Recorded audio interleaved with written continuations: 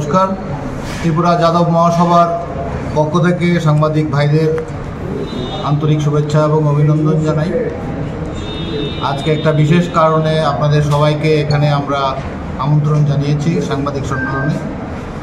আপনারা হয়তো জানেন, আগামী 15ই আগস্ট থেকে 20 আগস্ট অবধি ত্রিপুরা যাদব মহাসভার উদ্যোগে এবং ব্যবস্থাপনায় ৭৪তম শ্রীকৃষ্ণ জন্মাষ্টমী উৎসব শুরু হচ্ছে। আগামী 15ই আগস্ট শুক্রবার সন্ধ্যা 7:30টায় রাজ্যের মাননীয় মুখ্যমন্ত্রী অধ্যাপক ডাক্তার মানিক সাহা এই অনুষ্ঠানের উদ্বোধন করবেন।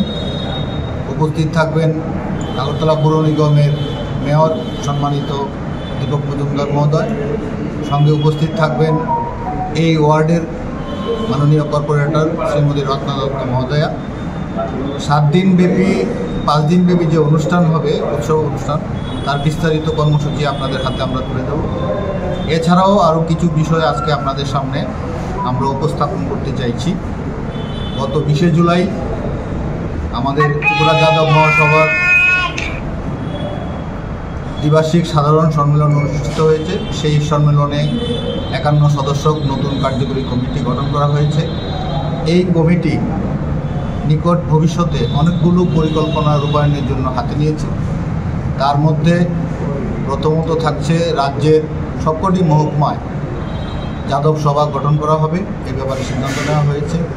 যাদব সম্প্রদায়ের যারা আছেন সারা ত্রিপুরাব্যাপী তাদের একত্রিত করে সাংগঠনিকভাবে আমাদের শক্তিশালী হতে হবে, এই লক্ষ্যে একটা লক্ষ্যমাত্রা নেওয়া হয়েছে।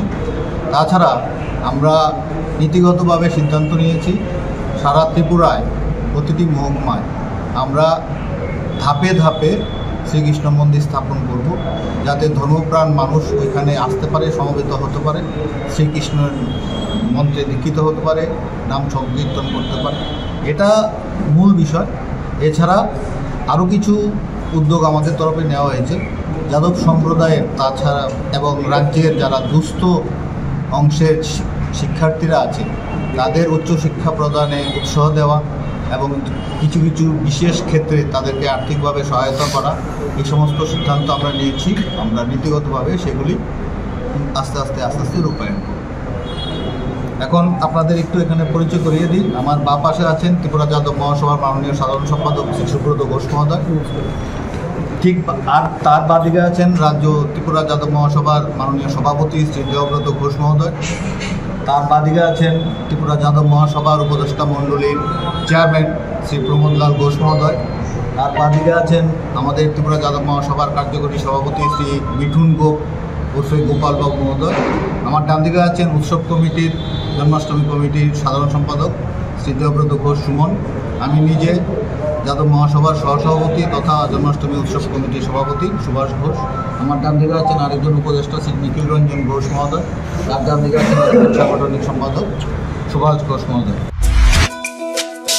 তুমি আছো রান্নাঘরে, তাই সুগন্ধে ভরে, যা খুশি তেমনই খাই তোমার জাদুর রান্নায়। থাকে শুধু লংতরাই, থাকে শুধু লংতরাই, কত কেজি রান্না হয় মন তাই করছো জয়। ভালোবেসে বলছি তাই, রান্নায় তোমাকে চাই, চাই শুধু লংতরাই, চাই শুধু লংতরাই। লংতরাই গুঁড়ো মশলা, রান্নায় তোমাকে চাই, চাই শুধু লংতরাই।